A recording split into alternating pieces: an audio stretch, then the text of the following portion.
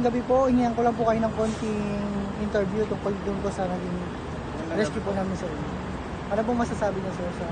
Okay, tama yung mas maganda yung position nilang ganito. Malaking tulong para sa amin mga nasiraan, mga natitirikan. Maraming salamat po kay Sir Danny at kay Ma'am Lani Cayetano. Maganda po ito para sa mga tao nasiraan po. Malaking tulong po. Sir, maraming salamat sir. Ingat po kayo sa biyahe. Maraming salamat din po sa pag-assist. Thank you.